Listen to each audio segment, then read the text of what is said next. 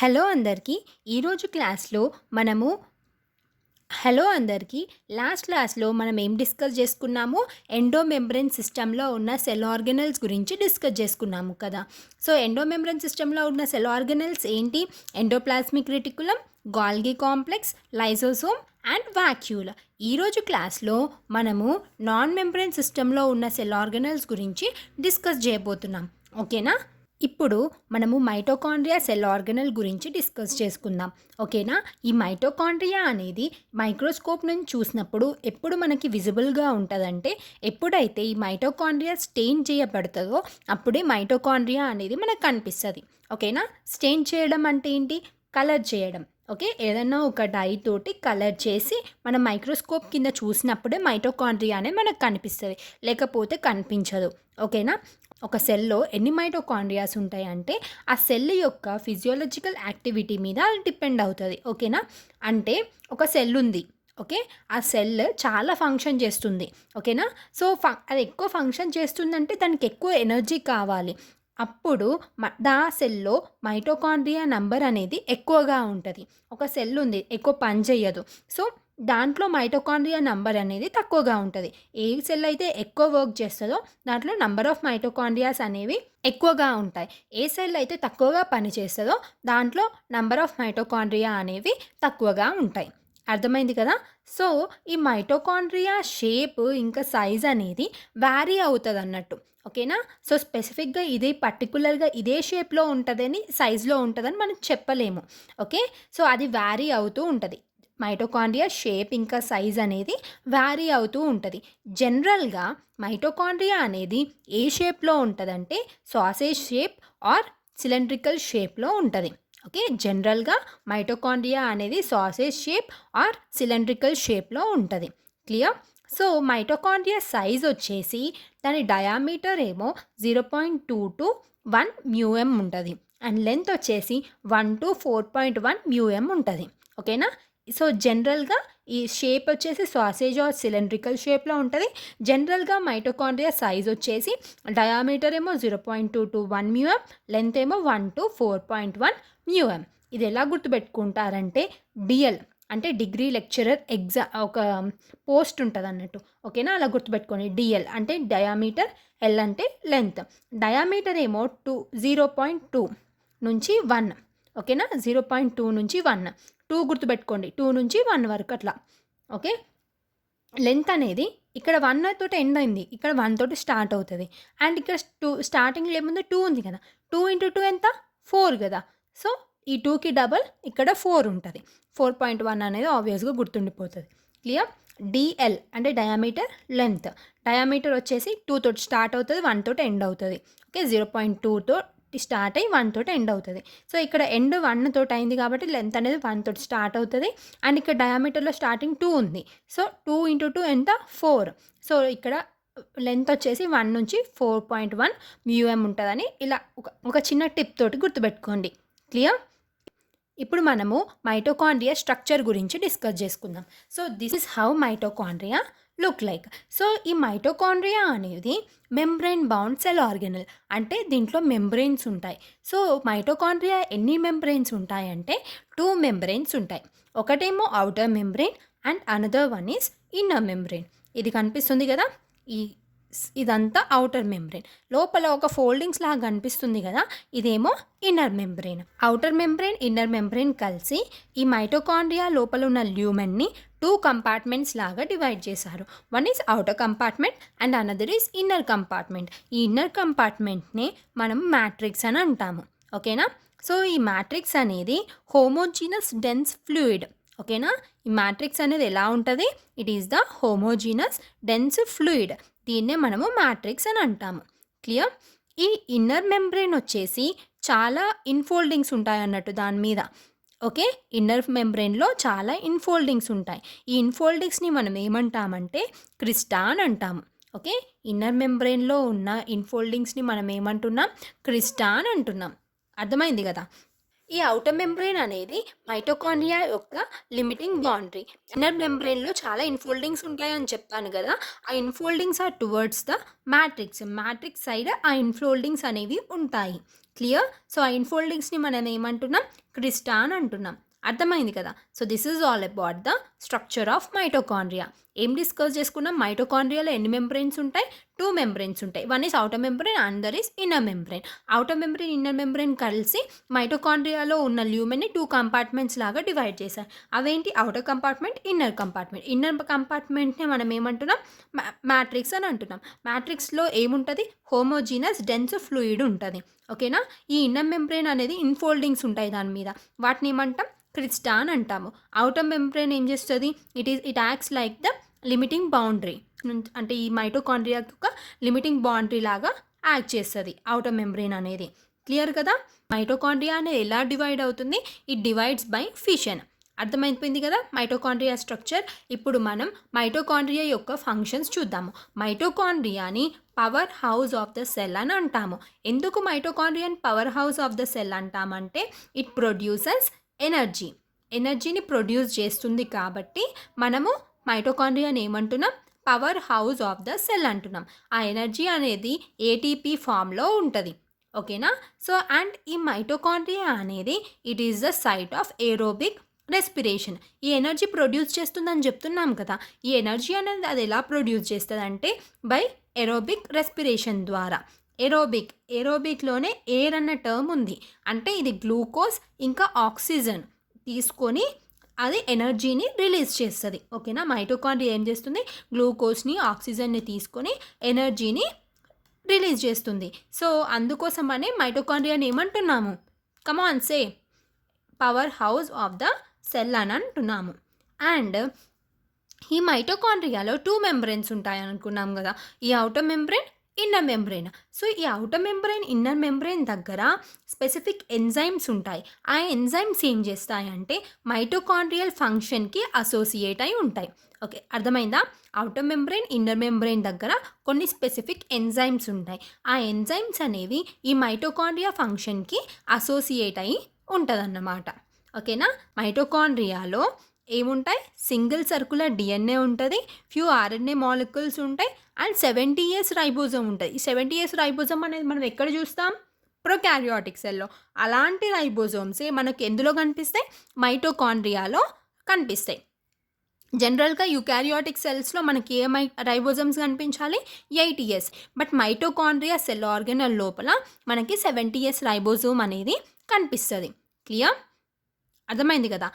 So ఇవన్నీ ఉండడం వల్ల మైటోకాండ్రియా దానికి కావాల్సిన ప్రోటీన్ సింథసిస్ అది చేసుకుంటుంది అన్నమాట. Clear. Next is about plastids. ఈ ప్లాస్టిడ్స్ అనేవి ఎందులో కనిపిస్తాయి అంటే, ప్లాంట్ సెల్స్లో అండ్ యూక్లినాయిడ్స్లో మనకి ఈ ప్లాస్టిడ్స్ అనేవి కనిపిస్తాయి. ఓకేనా. సో ఈ ప్లాస్టిడ్స్ని జనరల్గా మనం మైక్రోస్కోప్ కింద చూస్తే ఈజీగా మనం ఈ ప్లాస్టిడ్స్ని అబ్జర్వ్ చేయగలము, చూడగలము. ఓకేనా. ఈ ప్లాస్టిడ్స్లో కొన్ని స్పెసిఫిక్ పిగ్మెంట్స్ ఉంటాయి. అందువల్లనే ప్లాంట్కి ఒక స్పెసిఫిక్ కలర్ అనేది వస్తుంది. సపోజ్ ఈ లీవ్స్ గ్రీన్ కలర్లో ఉంటాయి. ఇలా ప్లాంట్లో కొన్ని పార్ట్స్కి ఆ కలర్ వస్తుంది కదా, అది ఎందువల్ల వస్తుందంటే due to this specific pigments వల్ల. ఓకేనా. Based on the type of pigments, these plastids are classified into 3 types. ఏంటవి, chloroplast, chromoplast and leucoplast. Plastids అనేవి టైప్ ఆఫ్ పిగ్మెంట్ మీద 3 typesగా క్లాసిఫై అయింది. ఏంటి, first one chloroplast, next chromoplast and third is leucoplast. అర్థమైందా. So ఇప్పుడు క్లోరోప్లాస్ట్లో ఏం పిగ్మెంట్స్ ఉంటాయి అనేది చూద్దాం. క్లోరోప్లాస్ట్లో క్లోరోఫిల్ అండ్ కెరోటినాయిడ్ పిగ్మెంట్స్ అనేవి ఉంటాయి. ఓకే, క్లోరోప్లాస్ట్లో ఏం పిగ్మెంట్స్ ఉంటున్నాయి, క్లోరోఫిల్ అండ్ కెరోటినాయిడ్ పిగ్మెంట్స్ ఉంటున్నాయి. ఓకేనా. సో ఇవేం చేస్తాయి అంటే, these are responsible for trapping light energy essential for ఫోటోసింథసిస్కి కావాల్సిన లైట్ ఎనర్జీని ఎవరు ట్రాప్ చేస్తారు, ఈ క్లోరోఫిల్ ఇంకా కెరోటినాయిడ్ పిగ్మెంట్స్ అనేవి ట్రాప్ చేస్తాయి. ఓకేనా, అర్థమైంది కదా. క్లోరోప్లాస్ట్లో ఉన్న పిగ్మెంట్స్ క్లోరోఫిల్ అండ్ కెరోటినాయిడ్స్ ఇవేం చేస్తున్నాయి, ఫోటోసింథసిస్కి కావాల్సిన లైట్ ఎనర్జీని ట్రాప్ చేస్తున్నాయి. క్లియర్. నెక్స్ట్ మనము క్రోమోప్లాస్ట్ గురించి డిస్కస్ చేద్దాం. క్రోమోప్లాస్ట్లో మనకి ఫ్యాట్ సాల్యుబుల్ కెరోటినాయిడ్ పిగ్మెంట్స్ అనేవి ఉంటాయి. ఓకే, ఇక్కడ నార్మల్ కెరోటినాయిడ్ పిగ్మెంట్స్, ఇక్కడ ఫ్యాట్ సాలబుల్ కెరటినాయిడ్ పిగ్మెంట్స్ అనేవి ఉంటాయి. ఓకేనా? ఆ కెరటినాయిడ్ పిగ్మెంట్స్ ఏంటంటే one is carotene and another is xanthophyll. ఇంకా చాలా ఉంటాయి. మనకు స్పెసిఫిక్గా కెరోటిన్ ఇంకా జాంతోఫిల్ పిగ్మెంట్స్ గురించి మెన్షన్ చేశారు. క్రోమోప్లాస్ట్లో ఫ్యాట్ సాలబుల్ కెరటినాయిడ్ పిగ్మెంట్స్ ఉంటున్నాయి. మెయిన్గా కెరోటిన్ అండ్ జాంతోఫిల్ పిగ్మెంట్స్ అనేవి ఉంటాయి. క్యారెట్లో అండ్ బీట్రూట్లో కెరోటిన్ పిగ్మెంట్స్ ఉంటాయి. క్యారెట్ అండ్ బీట్రూట్ ఏ కలర్లో ఉంటుంది?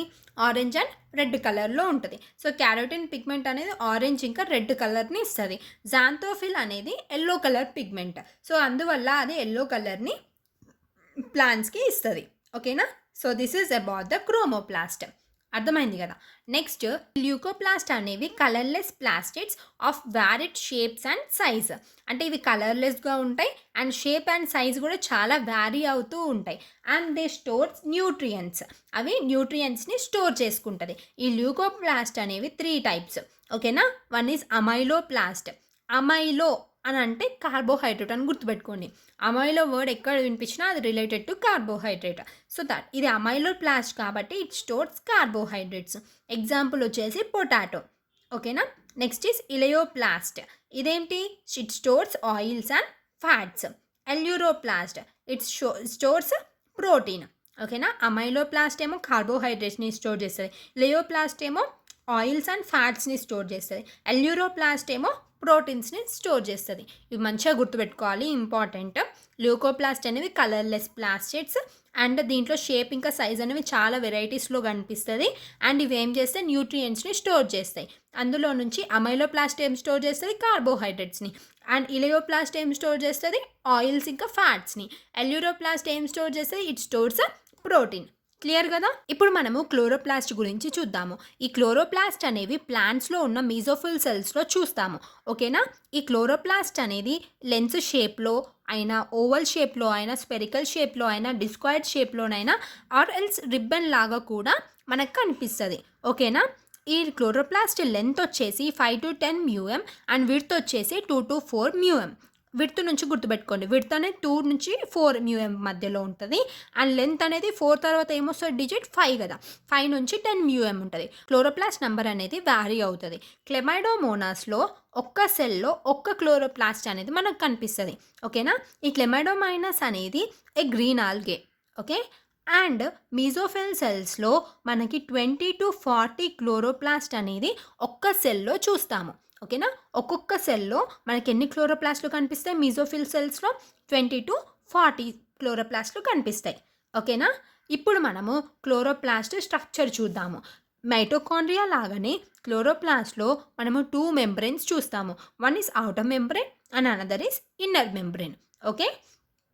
ఈ ఇన్నర్ మెంబ్రెయిన్ లోపల ఉన్న స్పేస్ని మనం ఏమంటామంటే స్ట్రోమా అంటాము. ఈ స్ట్రోమా అనేది ఆక్వియస్ ఫ్లూయిడ్. ఓకేనా? ఈ స్ట్రోమా లోపల ఎంజైమ్స్ ఉంటాయి. ఈ ఎంజైమ్స్ ఏం చేస్తాయంటే they helps in synthesis of carbohydrates and proteins. Stroma లోపల ఉన్న ఎంజైమ్స్ ఏం చేస్తున్నాయి? స్ట్రోమా లోపల ఏముంటాయి? ఎంజైమ్స్ ఉంటాయి. ఈ ఎంజైమ్స్ ఏం చేస్తాయి? It helps in synthesis of carbohydrates and proteins. ఓకేనా? అండ్ ఇక్కడ ఇన్నర్ మెంబ్రెయిన్ ఉంటుంది కదా క్లోరోప్లాస్ట్లో, ఇది లెస్ పర్మియబుల్. ఓకేనా? Inner membrane of the chloroplast is less permeable. Inside the inner membrane ఒక స్పేస్ ఉంది, దాన్ని ఏమంటున్నాం? స్ట్రోమా అంటున్నాం. స్ట్రోమా లోపల ఏముంటాయి?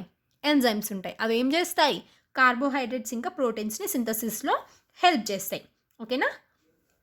ఈ స్ట్రోమాలో మనకి ఫ్లాట్ అండ్ మెంబ్రెయినస్ సాక్స్ కనిపిస్తాయి. ఈ రౌండ్గా కనిపిస్తున్నాయి కదా, ఇవన్నీ ఏంటి? Flat and membranous socks.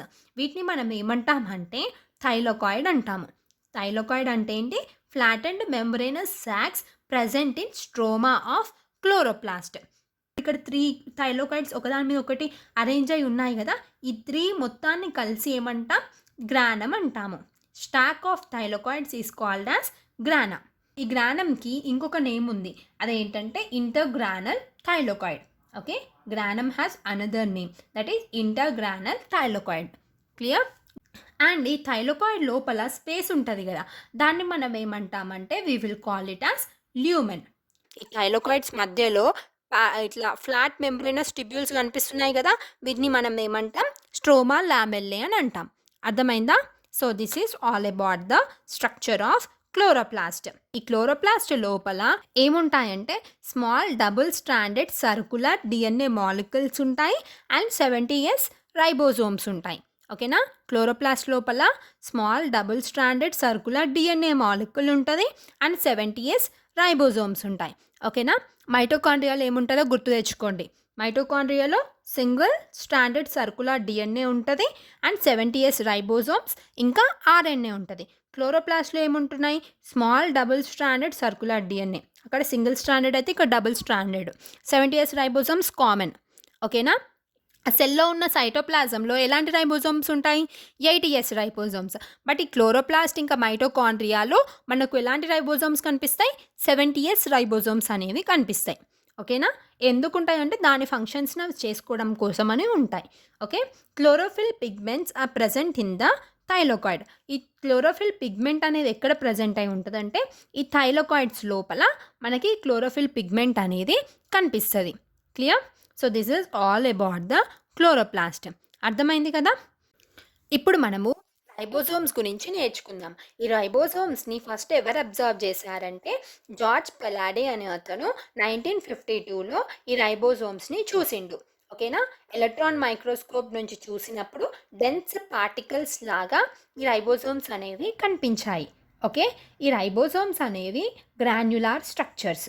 Okay. సైటోప్లాజంలో గ్రాన్యులార్ స్ట్రక్చర్స్ లాగా ఉన్న వాటిని మనం ఏమంటున్నాం? We will call it as ribosomes. Clear కదా? ఈ రైబోజోమ్స్ అనేవి ఎలా తయారయ్యాయంటే they are made up of RNA and proteins. మంచిగా గుర్తుపెట్టుకోండి. Ribosomes are made up of RNA and proteins and these ribosomes are non membranous structure. అంటే ఈ రైబోజోమ్స్ చుట్టూ మెంబ్రేన్ ఉండదు. క్లియర్? రైబోజోమ్స్ చుట్టూ మనకి మెంబ్రేన్ అనేది ఉండదు. అండ్ రైబోజోమ్స్ ఎలా తయారయ్యాయి? ఆర్ఎన్ఏ అండ్ ప్రోటీన్స్ తోటి తయారయ్యాయి. ఓకేనా? ఈ రైబోజోమ్స్ అనేవి యుకారియోటిక్ సెల్లో మనకి 80s రైబోజోమ్స్ అనేవి ఉంటాయి. దీంట్లో 2 సబ్ యూనిట్స్ ఉంటాయి. One is 60s sub units and another is 40s sub unit. And prokaryotic సెల్లో మనకి 70s రైబోజోమ్స్ కనిపిస్తాయి. దీంట్లో కూడా 2 సబ్ యూనిట్స్ ఉంటాయి. One is 50s sub unit and another is 30s sub unit. అర్థమైంది కదా? 80sలోనేమో 2 సబ్ యూనిట్స్ ఏంటి? 60s 40s. 70sలో 50s and 30s sub units అనేవి ఉంటాయి. దీంట్లో ఎస్ అనేది ఏంటంటే ఎస్ అనేది sedimentation coefficient and it is the Svedberg's unit. Okay. ఈ ఎస్ అనేది ఏంటంటే it is the indirect measure of density and size. Ribosome density ఇంకా సైజ్ని ఇండైరెక్ట్గా మెషర్ చేసేదాన్ని మనం ఎస్ అని అంటాము. ఓకేనా? ఈ 2 సబ్ యూనిట్స్ 2 అసోసియేట్ అయి ఉండాలి కదా.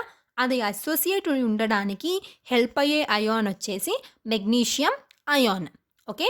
అండ్ ఈ రైబోజోమ్ ఫంక్షన్ ఏంటంటే it is the main site of protein synthesis. It is the main site of what? Protein synthesis. Protein సింథసిస్లో మెయిన్ రోల్ ప్లే చేసేది ఎవరు? Ribosome. Clear? This is all about ribosome.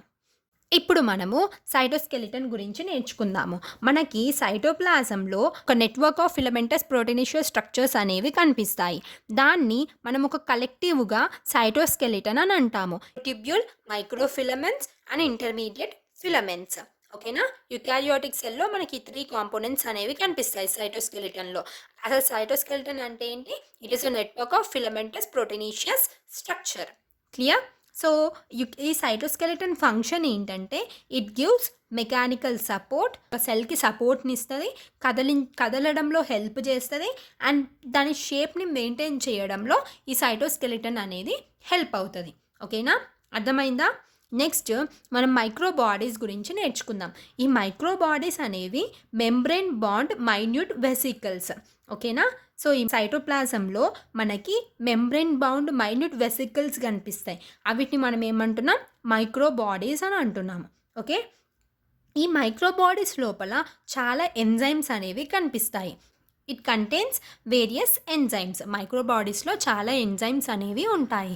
ఈ మైక్రోబాడీస్ అనేవి ప్లాంట్స్లో and ఎనిమల్స్లో రెండిట్లో కూడా మనకి మైక్రోబాడీస్ అనేవి కనిపిస్తాయి. మైక్రోబాడీస్కి ఎగ్జాంపుల్స్ ఏంటంటే పెరాక్సిజోమ్స్ అండ్ గ్లైకాక్సిజోమ్స్. ఇవి మైక్రోబాడీస్ ఎగ్జాంపుల్స్. అర్థమైంది కదా? ఒకవేళ మీకు గనక ఏమైనా డౌట్స్ ఉంటే కింద కామెంట్ చేయండి. నేను డెఫినెట్‌గా ఆన్సర్ చేస్తాను.